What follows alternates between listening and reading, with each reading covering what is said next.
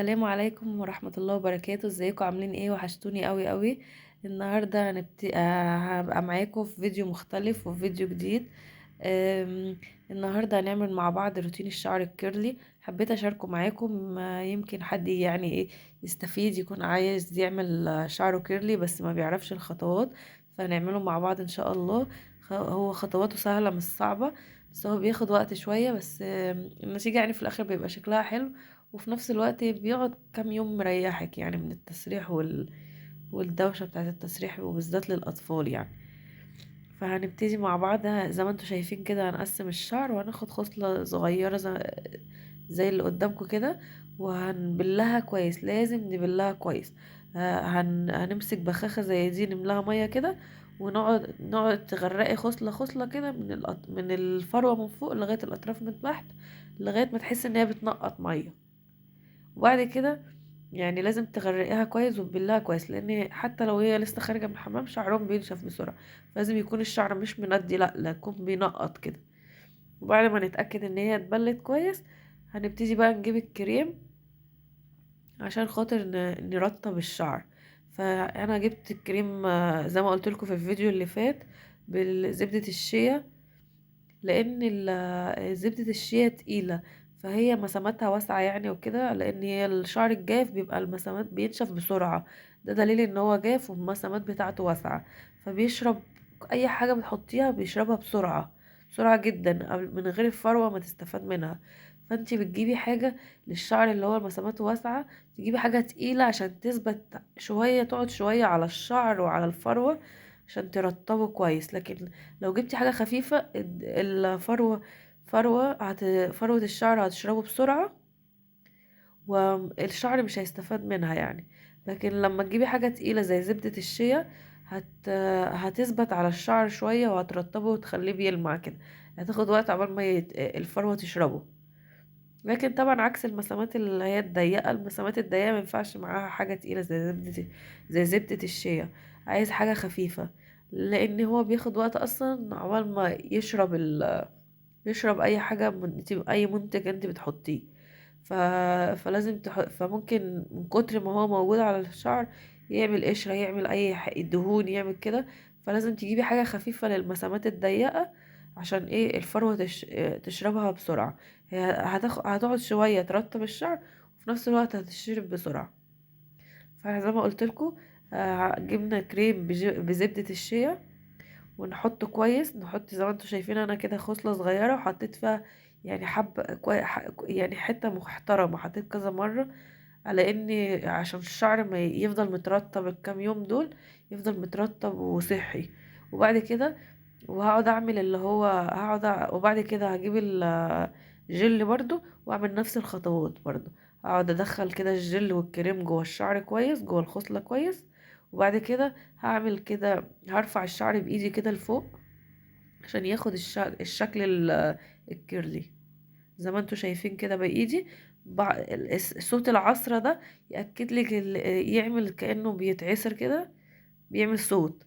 ده بيأكد لك ان الموضوع يعني الروتين اللي انت عاملاه نجح. لازم تسمعي الصوت دوت، اللي هو حطيتي مية كتير فحطيتي كريم وكده فبيعمل صوت. فهي الصوت دوت بيعمل ده دليل ان الروتين نجح يعني. وفي نفس الوقت الحركة دي بتعمل بتديله الشكل الكيرلي. وانا طبعا بزودها بان انا الف الخصلة على صباعي وارفعها لفوق كده، كأني بعمل بكر كده يعني. برضو بيديها الشكل الكيرلي. وبعد كده بجيب الفرشة دي اللي انتوا شايفينها، دي فرشة اسمها فرشة فك التشابك.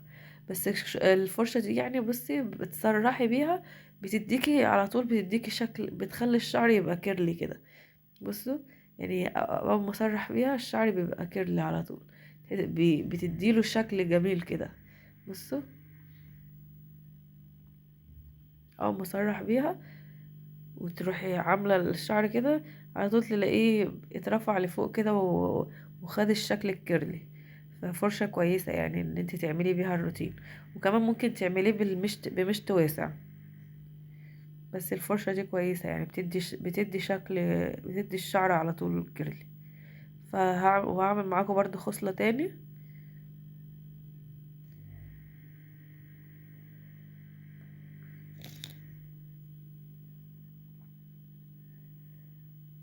بفك الشعر، وبناخد بعد ما نخلص خصلة ما ينفعش يعني الاحسن عشان تاخدي نتيجة احسن ان انت تعملي ان انت تعملي كده خصلة خصلة.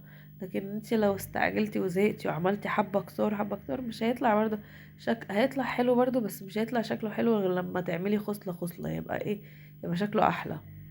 هيبقى وكمان هيبقى هايش، يعني مش هايش، هيبقى واخد هيبقى كتير كده، تحس ان هو كتير حتى لو هي شعرها خفيف، يبقى تحس ان هو كتير كده عشان خاطر انت عامله خصله خصله. طبعا ممكن تعملي زي ما انا عامله كده كحكه والتوكه اللي هي الاستيك، او ممكن انا كان جنب التوكه اللي هي الكليبس ديت، بس نسيت ان انا استخدمها وحطيت اللي هي الاستيك دي، استسهلت. برضو نفس الكلام، هنبل برضو الخصلة التانية كده كويس لغاية ما تنقط مية كده، نقعد نبل فيها من فوق من الفروة من فوق لغاية الأطراف من تحت. بس بغرقها كويس جدا وبغرقها كتير كده يعني، ما تحطيش، ما ترشيش مرة واحدة وخلاص، لا ترشي لغاية ما تلاقيها ايه، الشعر ابتدى ينقط.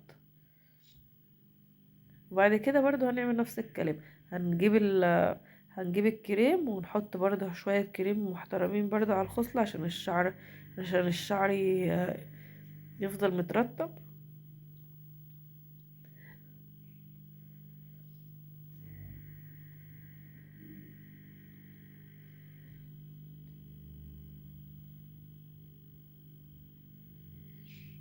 هما يعني لو أطفال بيزهقوا شوية وهو ممكن تعمليه لنفسك كمان، بس هو يعني ايه لنفسك هيبقى أسهل إن حد يعملهولك. وبعد كده برضه زي ما قلت لكم، هنجيب بعد ما غرقنا الخصلة كويس وبليناها كويس، هنجيب الكريم كده وبرضه نرطبها بالكريم كويس ونغلفها بالكريم كويس. بعد كده نجيب ونعمل برضه الحركة بتاعت ان احنا نرفع الشعر لفوق كده،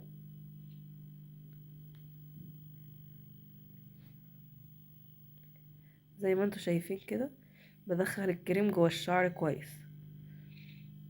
وبعد كده بعمل بنفس الحركة برضه، بعصر الشعر كده كأني بعصره، يعني هو انا مش بدوس جامد، بس ايه، عشان ياخد الشكل.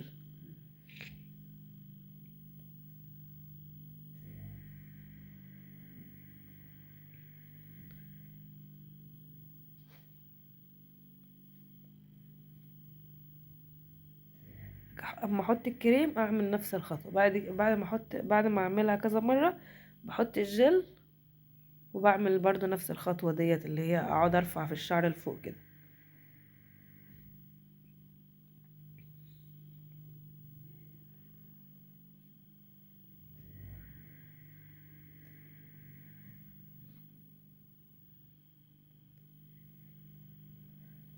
ولا ما ننساش خطوه ما ننساش خطوه الفرشه، عشان الفرشه فعلا بتدي للشعر كيرلي كده كمان احسن يعني انتي بتعملي بايدك وبتعملي بالفرشه وتلفي الشعر برضو على صوابعك كده، وبالذات الحته اللي هي اللي قدام، لان دي ليها خط يعني، لها حالة خاصة، لان هي اللي قدام فبتبقى باينة وبتهيش اكتر حتة بتهيش.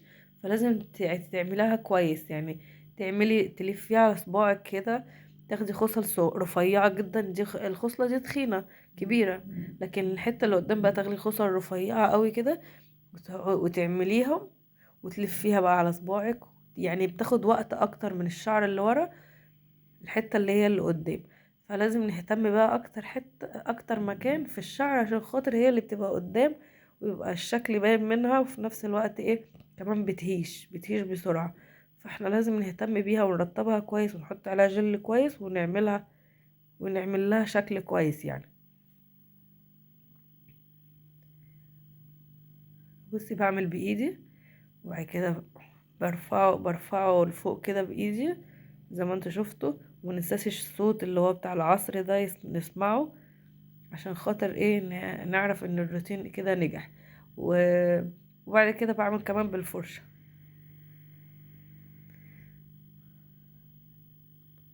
وبحط الجل وبعمل نفس المراحل برضه. بس باخد منها خصلة صغيرة كده والفها على صباعي، واروح سايباها بتاخد برضو بتاخد شكل يعني. تاخد اللي هي الشكل الكيرلي برضه.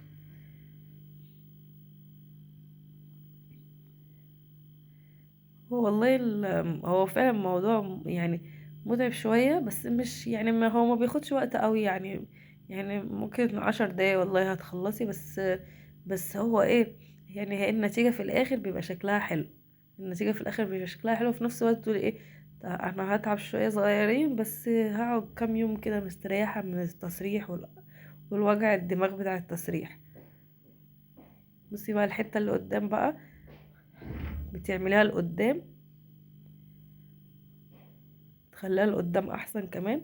وبرضه ترتبيها كويس جدا اكتر كمان من اي حتة في الشعر، ترتبيها تزودي فيها الترطيب، لان هي اكتر حتة بتهيش في الشعر زي ما قلت لكم.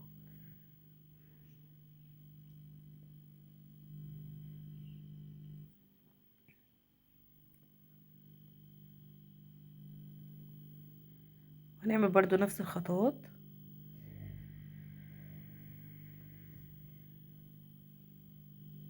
طبعا باقي الشعر اللي ورا طبعا عملته بقى عملته انا، كملته انا عشان خاطر ما يطولش عليكم الفيديو. وبعد كده بوريكم بقى الحتة اللي قدام.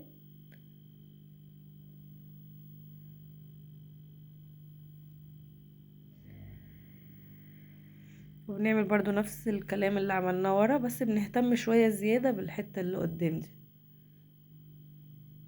بصي هو ابتدى، بصي يعمل ازاي الاول، ازاي ويعمل الشكل الكيرلي بقى، تحس ان هو ويفي كده شوية هو كمان. يعني بيبان لما بينشف اكتر. يعني هو مبلول بيبقى كيرلي، بس ايه مش قوي لان بيبقى لسه مبلول، لكن لما بينشف بيبتدي بقى يطلع لفوق اكتر وياخد الشكل الحلو دوت اللي احنا بنشوفه. ويبقى شكله حلو يعني.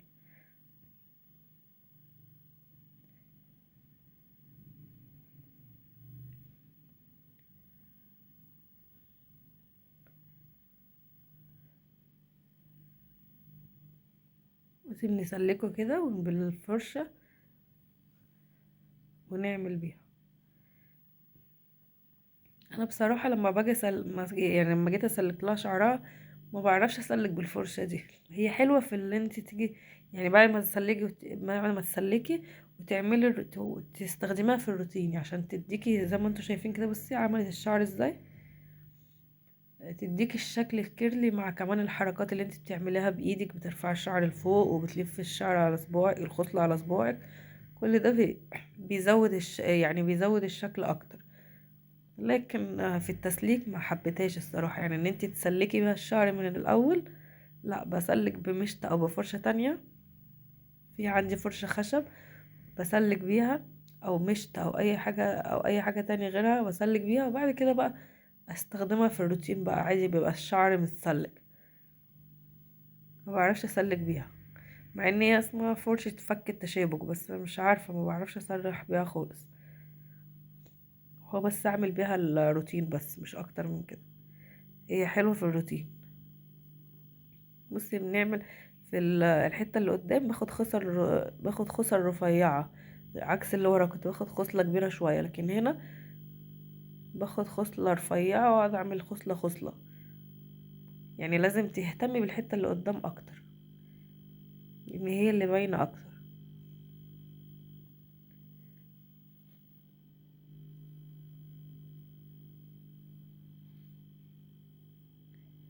ان شاء الله والنتيجة تعجبكم يعني. ويا جماعة اللي شعره كيرلي لازم يحبه، لان الشعر الكيرلي يعني هو مش شرط. يعني انا بص بنتي شعرها مش خشن، شعرها ناعم بس هو شكله كيرلي. وده بعد ما خلصنا خلاص، عملت لها كمان الجنب التاني. وده بعد ما خلصنا بصي واخد الشكل، هو كده شكله تحسي هو ويفي، مش كيرلي قوي، شكله ويفي لان هي شعرها ناعم مش خشن. فواخد الشكل الويفي، وخصوصا ان هو مبلول لسه ما بينشف بيبقى كيرلي اكتر. بصي عامل ازاي لما بينشف بيبقى كيرلي اكتر وبيبقى شكله احلى.